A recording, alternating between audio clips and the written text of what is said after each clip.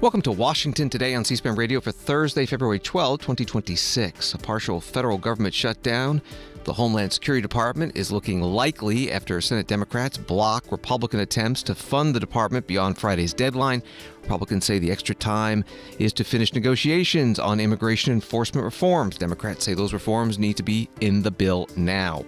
White House border czar Tom Homan announces the federal immigration enforcement surge in Minneapolis will be coming to an end. We'll hear from him and Minnesota Governor Tim Walz. Minnesota's Attorney General Keith Ellison testifies before a U.S. Senate committee on immigration operations in his state. A second panel of witnesses in that hearing were the leaders of Immigration and Customs Enforcement, ICE, and Custom and Border Protection, CBP, who are questioned about the shooting death of protester Alex Pretti by federal officers. Environmental Protection Agency repealing a rule that classifies carbon dioxide and other greenhouse gases as a threat to public health. We hear from President Donald Trump and talk with Amy Harder, Axios' national energy correspondent. Plus, the Senate joins the House in passing a bill that nullifies a Washington, D.C. law that exempts the city's local tax code from last year's Republican tax and spending cuts law, the One Big Beautiful Bill. And the U.S. House Press Gallery is renamed in honor of Frederick Douglass. That and much more coming up on Washington Today. CBS News writing the Senate failed to advance a measure to fund the Department of Homeland Security on Thursday, likely paving the way for another partial government shutdown without a last-minute breakthrough.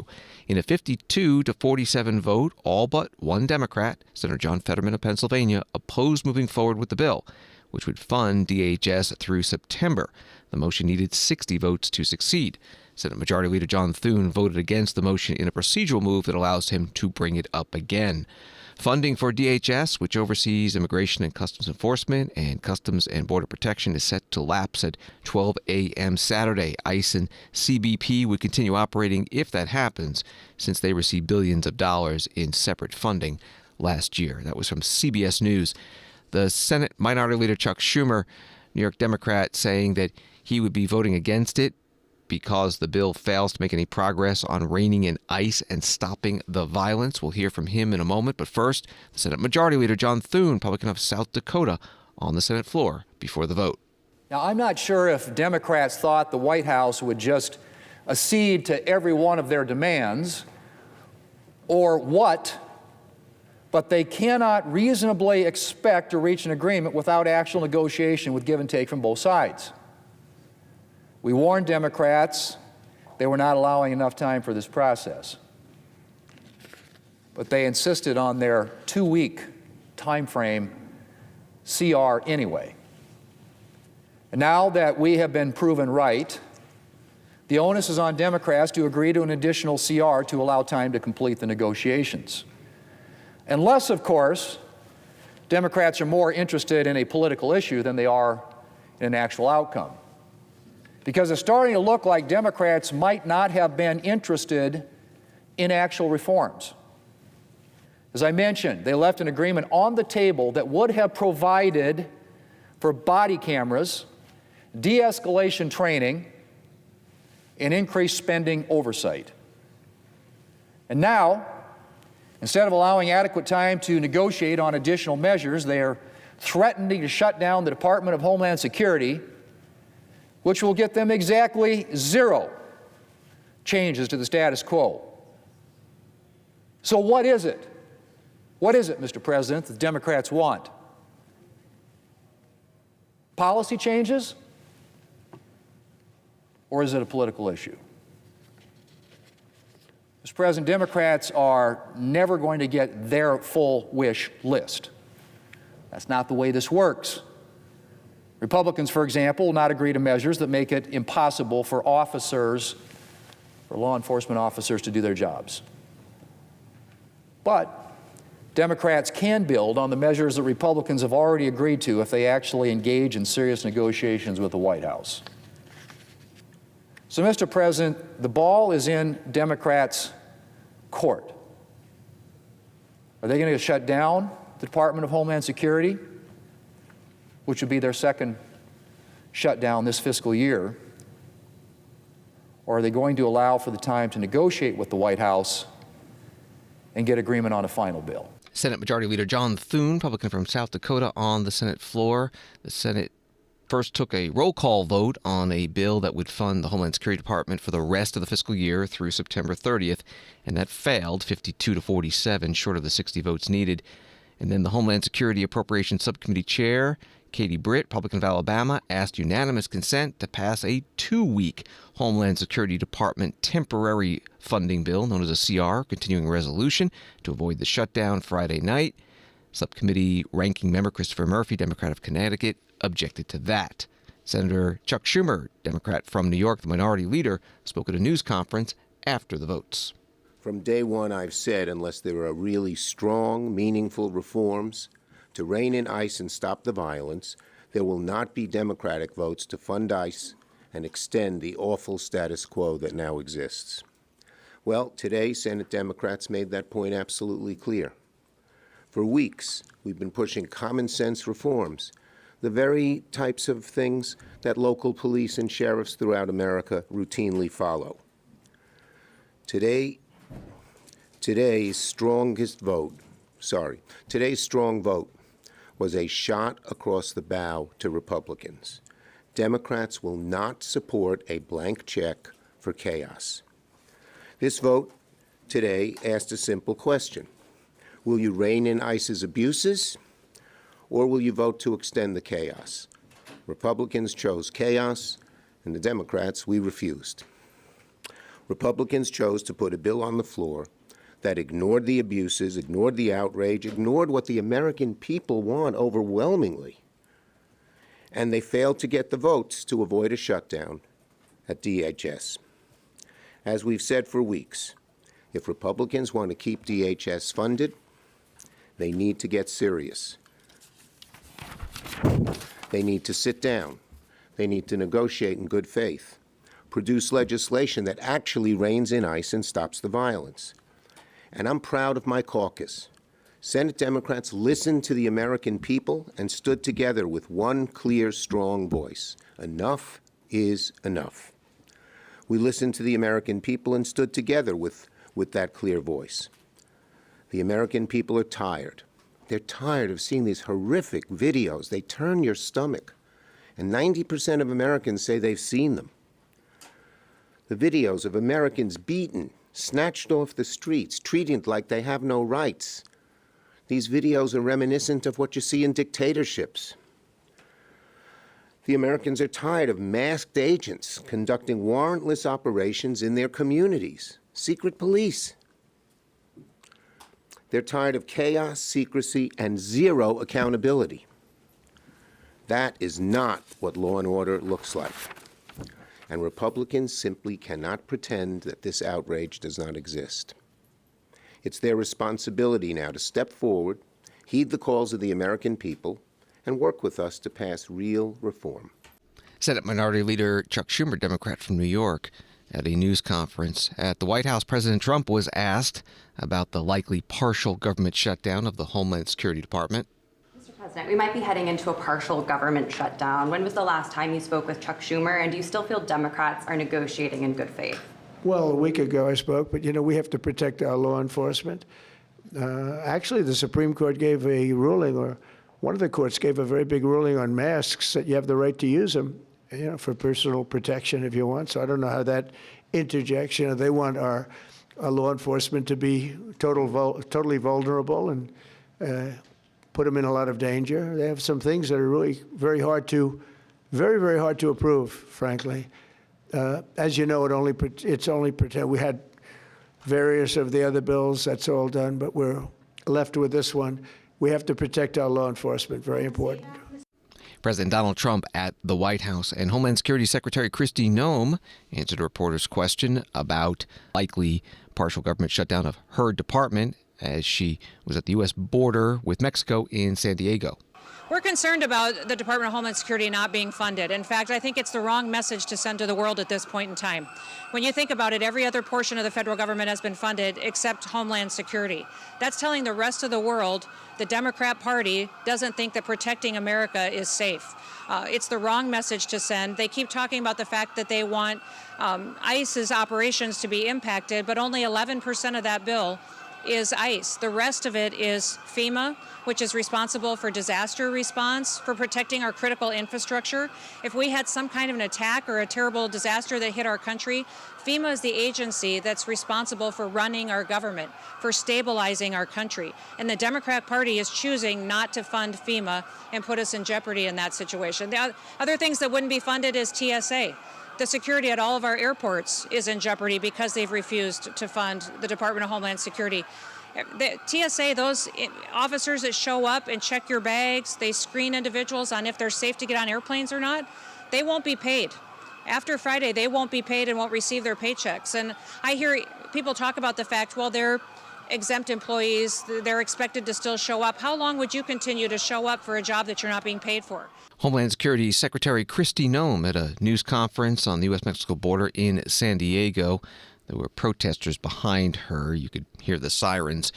Burgess Everett, Semaphore News Congressional Bureau Chief, writing, the Senate is done for the week at 4:15 p.m. on a Thursday before a scheduled Saturday Homeland Security Department shutdown.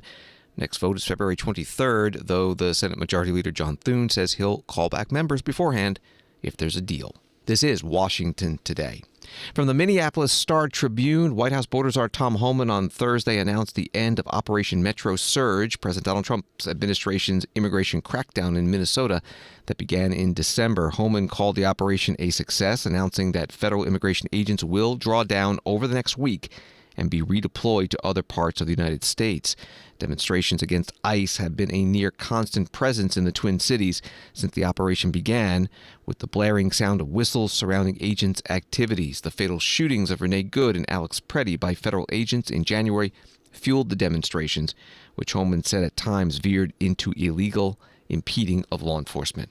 That reporting from the Minneapolis Star-Tribune. Here is Tom Homan at a news conference in Minneapolis. In success that has been made addressing public safety threats and other priorities since this surge operation began, as well as the unprecedented levels of coordination we have obtained from state officials and local law enforcement, I have proposed, and President Trump has concurred, that this surge operation conclude. A significant drawdown has already been underway this week and will continue to the next week. We have a lot of work to do across this country to remove public safety risk who shouldn't even be in this country, and to deliver on President Trump's promise for strong border security and mass deportation. Law enforcement officers drawing down from this surge operation will either return to their duty stations or be assigned elsewhere to achieve just that. We will continue to enforce Title VIII immigration law throughout this nation.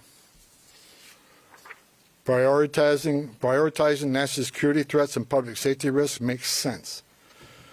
But I'll continue to say over and over again, if you are here in the country legally, you're not exempt from our immigration laws. If we encounter you, we'll take appropriate enforcement action. For those that say we are backing down from immigration enforcement or the promise of mass deportations, you are simply wrong. Look at the data. Record number of arrests and deportations under President Trump's first year. And we'll continue that effort. Prioritizing public safety threats and national security threats doesn't mean we'll forget about everybody else. We will take action on everybody else. That's just a stone cold fact. A small footprint of personnel will remain for a period of time to close out and transition full command and control back to the field office, as well as to ensure agitator activity continues to decline, and that state and local law enforcement continue to respond to ensure officer and community safety. White House Border Czar Tom Homan at a news conference in Minneapolis this morning. Later in the day, Minnesota's Governor Tim Walz, a Democrat, responded at his own news conference in the city. I want to note that the announcement today by Mr. Homan, we are cautiously optimistic, as we've said, and that this surge of untrained, aggressive federal agents are going to leave Minnesota. And I guess they'll go wherever they're going to go. But the fact of the matter is, they left us with deep damage, generational trauma They left us with economic ruin in some cases. They left us with many unanswered questions. Where are our children? Where and what is the process of the investigations into those that were responsible for the deaths of Renee and Alex? So while the federal government may move on to whatever next thing they want to do, the state of Minnesota and our administration is unwaveringly focused on the recovery of what they did. And there will be many steps in this process, many answers that we still need to get and will pursue. But as we started earlier this week, one of the first things we can do and what we're focusing on today is what can we start doing on the economic recovery, the damage that has been done to our economy, specifically to small business owners, and even more specifically to immigrant small business owners, which for every other administration and for most of our history is the epitome of the American dream. Come to this country with nothing and build something to be proud of, build something that creates jobs, build something that creates this incredible diversity and a food scene across this state that is second to none, to entrepreneurship, to the work that they've done. Meeting a few weeks ago down at the Hmong market, and a gentleman who came here and got a food stall, and 3 of his children are now medical doctors that went through American universities to become medical doctors to help make this state the best for healthcare. Those are stories we should be celebrating, not dangerous police chases through peaceful neighborhoods, not little boys in little backpacks being hauled away, and not mourning of parents and family for American and Minnesota citizens being killed on the streets. Minnesota Governor Tim Walz, a Democrat, at a news conference in Minneapolis. Minneapolis Mayor Jacob Frey, also a Democrat, writing on X, "They thought they could break us, but a love for our neighbors and a resolve to endure can outlast an occupation. These patriots of Minneapolis are showing that it's not just about resistance. Standing with our neighbors is deeply American." Congressman Tom Emmer, Republican from Minnesota, the majority whip, blamed Mayor Frey and other Democratic leaders in his state when he testified today in Washington, D.C. before the Senate Homeland Security and Governmental Affairs Committee about illegal immigration enforcement. I look forward to Attorney General Ellison being forced to answer for his role in tying the hands of law enforcement in order to protect criminals. It's a shame that his partner in crime, Minneapolis Mayor Jacob Frey, declined the invitation to testify here today. Frey clearly has no problem talking about Minneapolis to any member of the media who will listen. So it makes you wonder if he's too afraid to repeat those same lies under oath. I guess time will tell. As the representative of Minnesota's 6th congressional district, I have witnessed firsthand the consequences that come when our Democrat state leaders prioritize criminal illegal aliens over law-abiding Minnesotans. The unrest that we all watched unfold in Minneapolis over recent weeks was unnerving. It was heartbreaking, and any loss of life is tragic. But make no mistake, it was all a direct result of radical sanctuary state and city policies in Minnesota. By preventing local law enforcement from working together with federal law enforcement, they have turned Minnesota into a safe haven for criminal illegal aliens. We're talking about murderers, rapists, gang members, and child predators. Congressman Tom Emmer, Republican from Minnesota, the majority whip, testifying before the Senate Homeland Security and Governmental Affairs Committee. Also on this witness panel, Minnesota Attorney General Keith Ellison, a Democrat. The government has also said that the purpose of the surge was to fight violent crime and rid our streets of the worst of the worst. And yet violent crime rates in Minneapolis were falling before the surge. Furthermore, ICE's own data shows that 77% of those it has detained in Minnesota have no criminal record at all. Notoriously, some of those detained have been children. Is 5-year-old Liam Conejo Ramos the worst of the worst, or 10-year-old Elizabeth Zunia Castaguano? The surge is contributing to violent crime, members. It's contributing to violent crime. 2 of the 3 homicides committed in Minneapolis in 2026 have come at the hands of federal immigration agents. Minnesota Attorney General Keith Ellison, a Democrat, testifying before the U.S. Senate Homeland Security and Governmental Affairs Committee in Washington, D.C. During the questioning by senators, Senator Ron Johnson, Republican of Wisconsin, asked Ellison about the protest in Minneapolis against the immigration enforcement surge and the shooting deaths of two of the protesters, Renee Good and Alex Pretti, by federal officers. I believe it was the lieutenant governor of Minnesota was actually helping manage one of those signal chats that were deploying those trained activists to the legal law enforcement actions? Or were you aware of that signal chat that was being used to deploy those people? I'm aware it exists, but this is First Amendment activity, sir. Okay, this is something that the law... Did you ever encourage people to go out there and exercise the First Yeah, I do. Right? I freely admit being in favor of the First Amendment. You encourage trained activists to put themselves into harm's way because you had to know, because you were watching this, that there were scuffles at least, that these people were obstructing justice. I would think you'd actually, as the chief law enforcement officer of Minnesota, be concerned about people obstructing justice. So, putting their cars in streets, blocking roads. I would think as chief law enforcement, you would be concerned about that, but were you ever concerned about encouraging, I guess, people to support you to go out and put themselves into harm's way? No, we never. Impeding and obstructing illegal law enforcement action. Did that ever concern you? Sir, that never happened. We all times said, if you want to protest, protest peacefully, protest safely. But you'll never find me being against the First Amendment right now, but I'll always be for the First Amendment. But you were seeing the scuffles, right? You were seeing and by the way, Minneapolis police officials could not help protect ICE officials, right? I mean, Representative Niska, isn't that, when you're talking about the nullification of federal law, isn't that one of the, Hennepin County, that they simply could not help and protect ICE in their legal law enforcement actions? The Minneapolis Police Department issued guidance in July saying that they would not even help with crowd control around immigration operations. And Minnesota leaders encouraged that kind of action. The Minnesota Lieutenant Governor encouraged people to put their bodies on the line. I can't imagine encouraging somebody that supported me politically to go and put themselves into harm's way.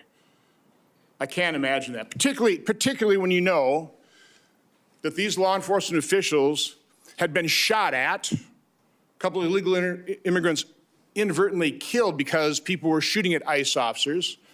Their vehicles have been rammed by some of these peaceful protesters, probably the trained activists. They've had rocks thrown at their vehicles. I can't imagine encouraging people, put yourselves in harm's way. Get out there and record that. I, as a government official, would have said, back off. Let us work with ICE. Let's cooperate with them. Let's see if we can't de-escalate this. But Attorney General, you did the exact opposite. And 2 people are dead because you encouraged them to put themselves into harm's way. And now you're exploiting those 2 martyrs. That was a tragedy.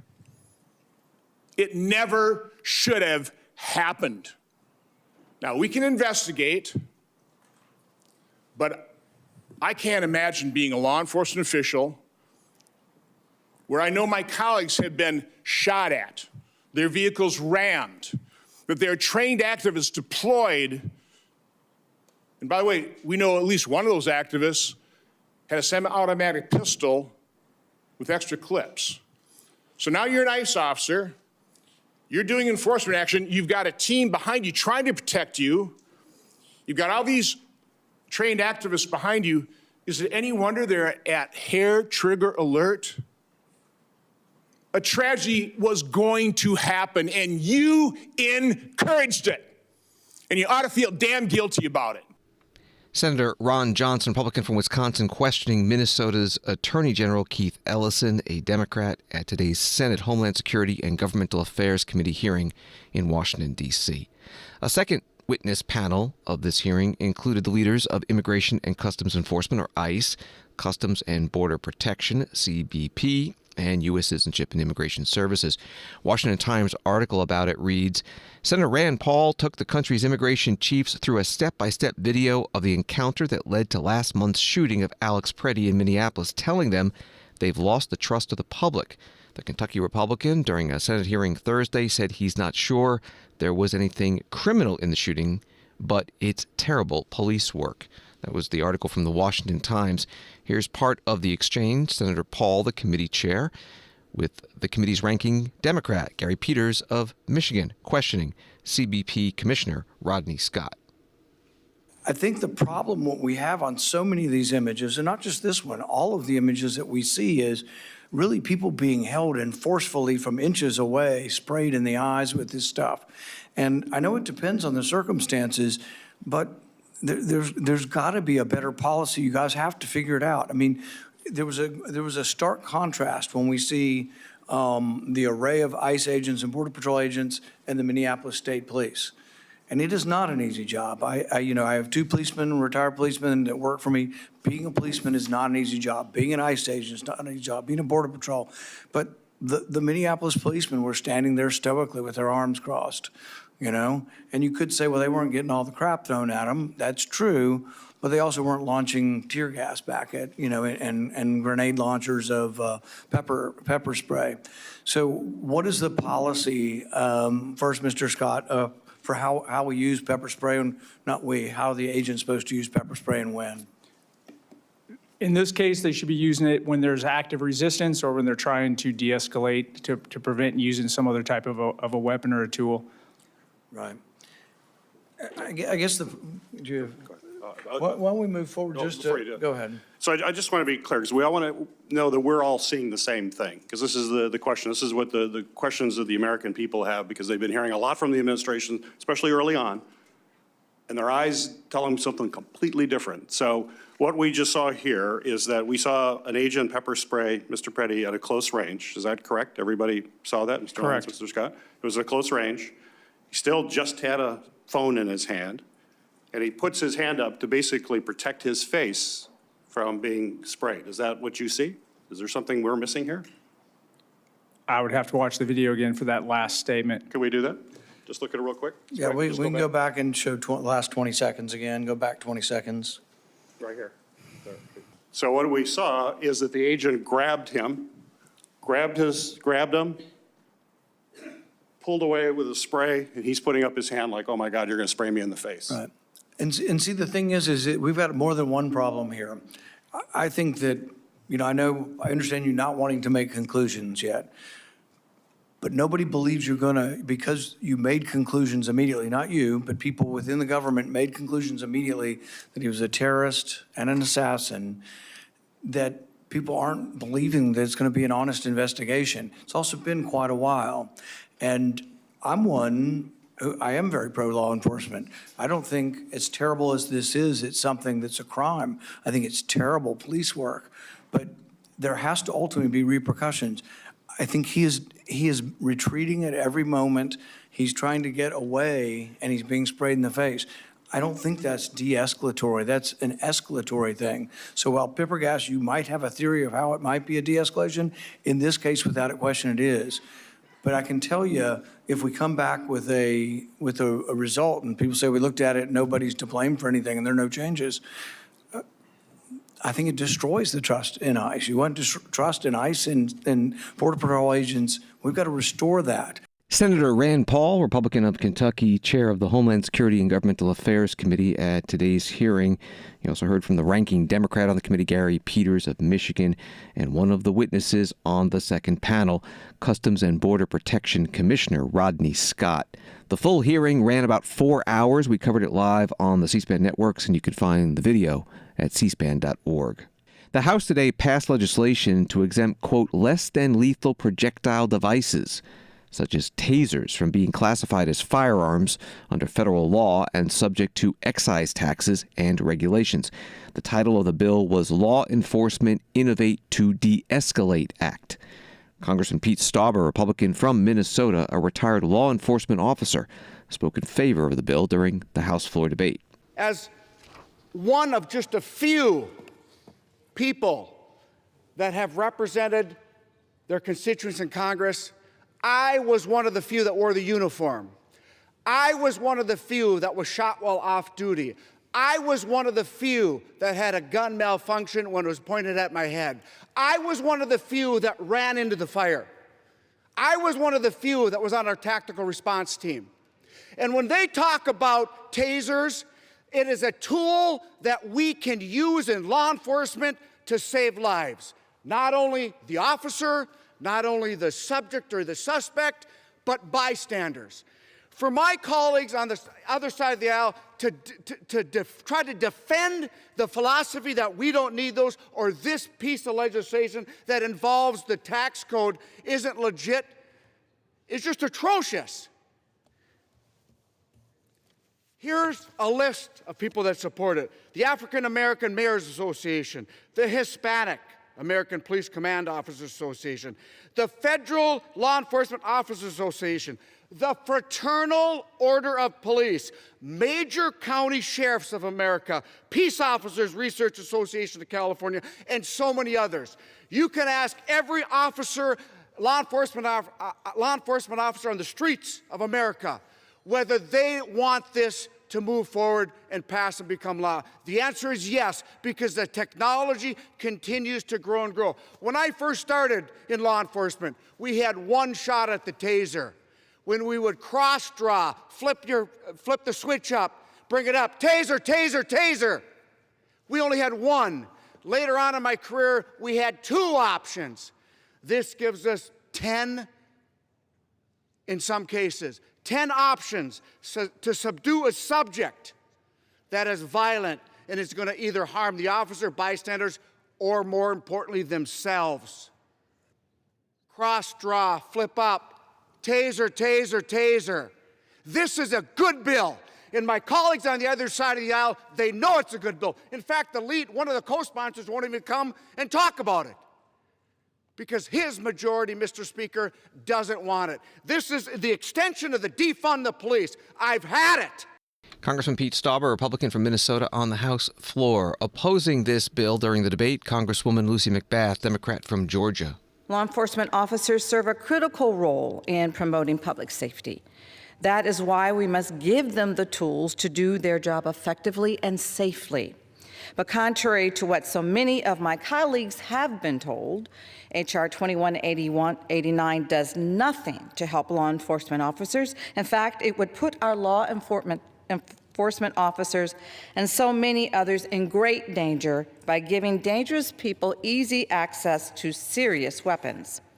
By changing the definition of firearm, H.R. 2189 would create dangerous new loopholes in the Gun Control Act and National Firearms Act, exempting so-called less than lethal weapons from our gun laws, including those that require firearms to be traceable, detectable by security equipment, and not available to prohibited purchasers like felons, fugitives, and domestic abusers.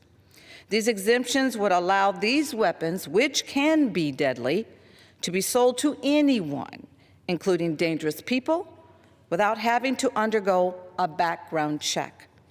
Law enforcement has no need for this exemption.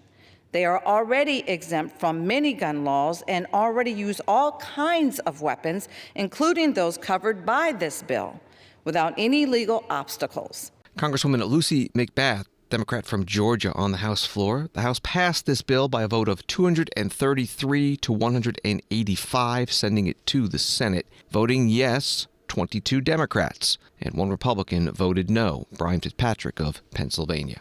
This is Washington Today.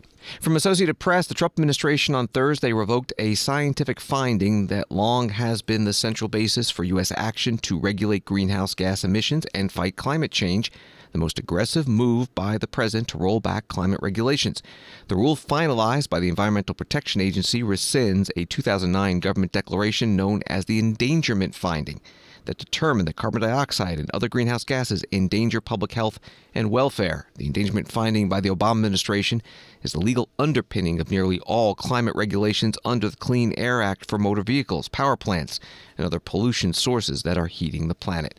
That was the article from Associated Press. Here's President Trump at the White House, standing beside the EPA Administrator, Lee Zeldin. Under the process just completed by the EPA, we are officially terminating the so-called endangerment finding, a disastrous Obama-era policy that severely damaged the American auto industry and massively drove up prices for American consumers. Prices went up incredibly for a worse product.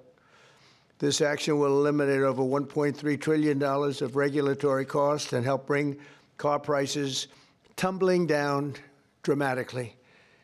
You're going to get a better car. You're going to get a car that starts easier, a car that works better for a lot less money.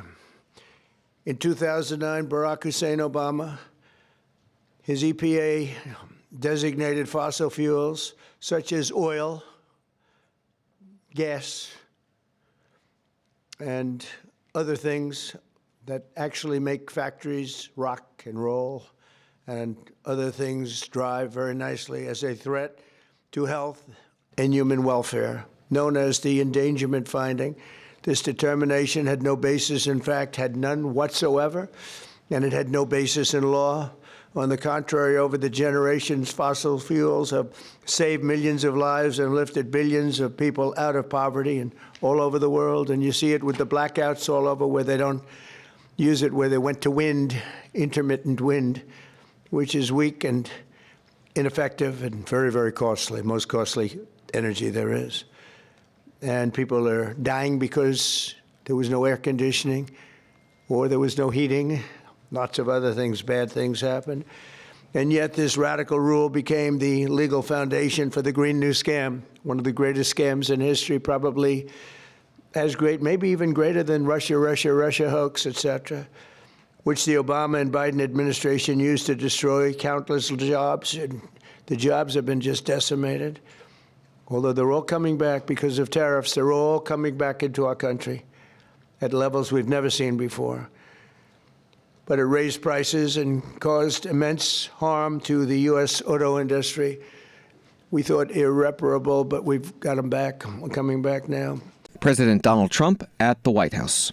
Amy Harder, Axios national energy correspondent, writes, President Trump is trying to pull the rug out from under federal climate regulation, but the U.S. economy may no longer be standing on it. The repeal is legally and symbolically seismic. Its real-world impact may be more muted. She joins us now by phone. Thank you for being with us. What do you mean by that? Well, first of all, thanks so much for having me. This is a pretty significant development, so really thrilled that we're talking about it. What I mean by that is the economy has been cleaning itself up for almost the past 20 years, regardless of what the EPA and other federal agencies have done. And so the power plant emissions from greenhouse gases have already been dropping due to renewable energy costs falling and cheaper natural gas pushing out dirtier coal. So we are already addressing climate change, even though this finding has never really had an impact because all the regulations have been caught up in legal whipsaw. And so I think the bigger picture is important here to say that, yes, emissions are dropping. Now, I should add, they're not dropping nearly enough based upon what scientists say would be the most paramount for averting the worst impacts of climate change. But we've never been on that path. And so I think it's important to make that distinction. The EPA says that repealing the finding will save American taxpayers over $1.3 trillion. Do you know where that number comes from? You know, I definitely saw that, and I think there must be some extrapolation going on because almost all of the regulations have not been in place long enough to really have much of a bite anyways. The one that has been in place the longest, although Trump repealed it, both this administration, but also his first time in the White House several years ago, is the carbon dioxide regulations for vehicles. And so automakers have invested a lot of money into electric cars and other cleaner internal combustion engine cars. And the administration must be extrapolating that figure into its calculations alongside the potential for regulations on power plants and oil and gas facilities. Exactly how they came up with that number is unclear, but I think those numbers have not, most costs have not been borne by anybody because most regulations have not gone into effect.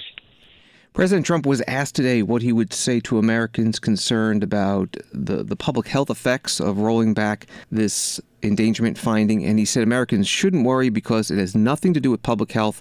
This was all a scam. What does the record and the research show? Well, climate change is a very complicated, very long-term problem. But scientists have documented a clear link between a warming planet and public health concerns. For example, carbon dioxide heats up the planet and it creates things like heat waves and more extreme weather, which is obviously can be deadly to people. That's the very direct way. Another indirect way is how cleaning up carbon dioxide emissions also cleans up other types of pollution that are more directly impacting public health. Things like particulate matter and other types of pollution that sometimes you can see in the sky on a really smoggy day. And so on the one hand, the connection to climate change and public health is a little bit less direct than, say, the smog that you might remember from LA many decades ago. But the connection is still there. It's just not something people see as much. So I think it can be easier for politicians to try to say that there's not a connection at all. We're talking with Amy Harder, an Axios national energy correspondent. You mentioned that regulations for the past 20 years have been caught up in the courts. Will this new finding from the EPA also be challenged? Oh, certainly. I'm sure lawyers for environmental groups and maybe even some companies have been preparing for this day for many, many months, maybe since the beginning of the Trump administration, even going back to the first Trump administration when this was rumored to happen. So inevitably, there will be lawsuits. And for most of the time, the endangerment finding has been in place since 2009, which is almost 20 years. There have been lawsuits about all aspects of this. And so this is something that I've heard from talking to experts who have been following this space for a long time.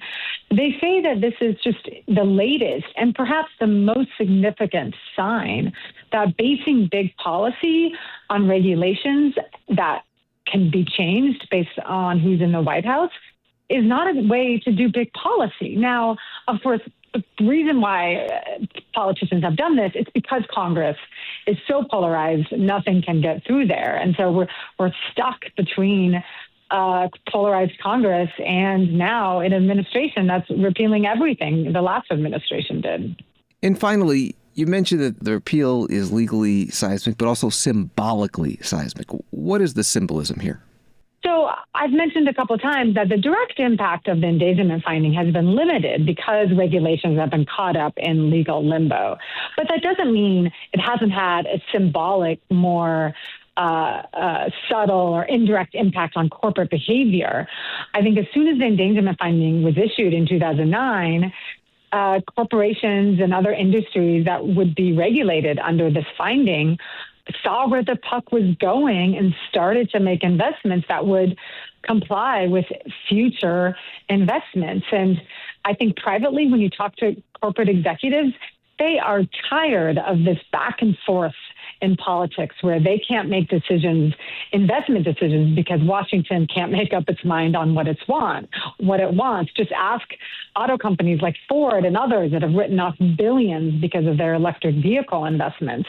And so that's what I mean when I say symbolic, that these moves have an impact, have a more symbolic ripple effect, even if they don't go into place. And so we felt that back in 2009.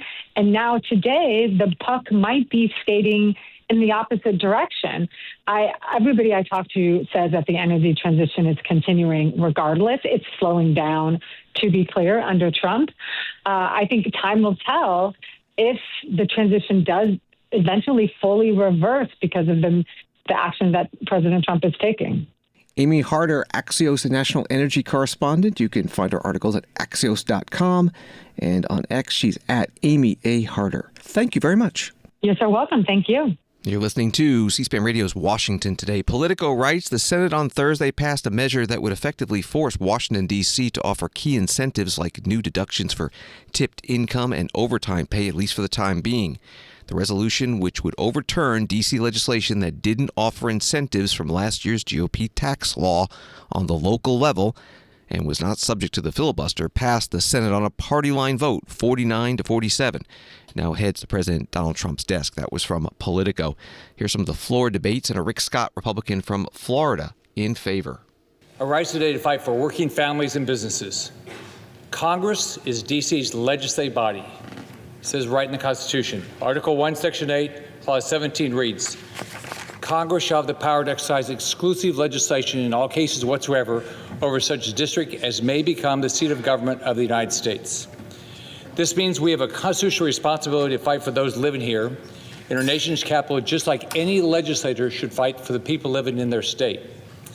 That is why I'm bringing this resolution to the floor today. The D.C. City Council has decided to deny the people of D.C. the benefits we passed in President Trump's working families tax cuts. That is absolutely absurd. These tax cuts, like the no tax on tips, no tax on overtime, and the senior tax deduction, are especially helpful to families struggling to get by and those starting out, trying to make a better life for themselves. It helps the thousands of service workers here in D.C., the law enforcement that protects us every day, and the grandparents who are watching their grandkids while their children are at work. It lets them keep more of their hard-earned money. But the D.C. Council decided to benefit from these people instead of helping them. They've decided they deserve these people's money more than the people do. This isn't right.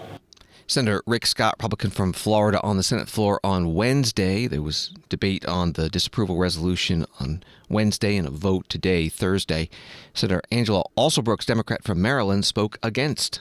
This resolution would literally change the rules in the middle of the game while taxpayers have already started filing returns. It would require revising tax forms and systems and could force taxpayers to refile returns. It would create confusion for families, businesses, and tax professionals. The chaos would result in a revenue loss of $600 million over the next 4 years. Because D.C.'s law funds the district child tax credit and enhancements to D.C.'s earned income tax credit, this resolution would hurt D.C.'s admirable and groundbreaking efforts to address child poverty and provide a boost to low-income residents. And the fallout would not only impact businesses in D.C., but also spread to businesses in surrounding states like mine. Adopting this resolution of disapproval would make us agents of chaos, and we would be breaking decades of precedent to do it. Congress has rarely, if ever, overturned district laws through disapproval resolutions, and Congress has never before reversed a district revenue-raising measure. Our action would be so rare and so chaotic that it will have a damaging effect on D.C.'s bond rating. Senator Angela Alsobrooks, Democrat from Maryland, on the Senate floor on Wednesday before the Senate today joined the House in passing this resolution. Congress has formally repealed or blocked local District of Columbia laws through disapproval resolutions 5 times since the Home Rule Act of 1973. NBC4 in Washington reporting, though, the vote came as D.C. Council Chair Phil Mendelson said he believes the congressional review period for the bill expired a day earlier, raising questions on whether the Senate's actions can be enforced. Wall Street today, the Dow down 669, NASDAQ down 469, S&P down 108. The National Transportation Safety Board Chair Jennifer Homan testified today before the Senate Commerce, Science, and Transportation Committee about the board's final report about the systemic failures that led to the mid-air collision near Ronald Reagan Washington National Airport in January of 2025 between an Army helicopter and regional passenger plane that killed all 67 people on board the aircraft. The committee chair, Senator Ted Cruz, Republican of Texas, questioned Chair Homan about his Rotorcraft Operations Transparency and Oversight Reform, or Rotor Act, that would write into law the NTSB's recommendation that all aircraft in congested airspace be required to both broadcast and receive location signals. Those same skeptics like to claim that ADSBN is too costly. Major airlines like American Airlines have figured out how to install ADS-BN. Every new Gulfstream has ADS-BN. And of course, the Rotor Act only requires ADS-BN for planes flying into busy airspace. A crop duster flying in Arkansas isn't going to need it and won't be affected. But if that crop duster decides to land at DCA Reagan, then it should have the technology and not be endangering the lives of passengers flying into and out of Reagan every day. In your judgment, is it too expensive for planes to install ADS-BN? $400. Everybody's got a phone. Everybody's got a headset. $400. Maybe you get an iPad. It's a little more expensive, but that isn't costly. American Airlines, less than $50,000 a plane to retrofit. The plane was out of service, they told me, 1 or 2 days when they retrofitted it. Each plane. So I want you to repeat that, because one of the concerns people are raising is this is some onerous government mandate. A private pilot can get the equipment necessary, A, to keep himself or herself safer, B, to keep everyone else flying into that congested airplane safer. They can get that equipment for $400. You already have a headset. Everybody has a phone. Some people have iPads. $400. This is the receiver. Another objection that has been raised is the claim that somehow the military should be exempt, that the military should be able to fly in congested airspace and not be subject to the rules everyone else is. Does that make any sense? No, it does not. Well, 100 members of the United States Senate agree with you. The Secretary of War agrees with you. The Secretary of Transportation agrees with you. And I am hopeful that within the next 2 weeks, the House of Representatives will put the Rotor Act on the floor, will pass it, and will put it on President Trump's desk for signature. We owe it to the families of those who lost their lives, the 67 souls who should be with us today, if only Congress had listened to the first 16 times the NTSB recommended ADS-BN.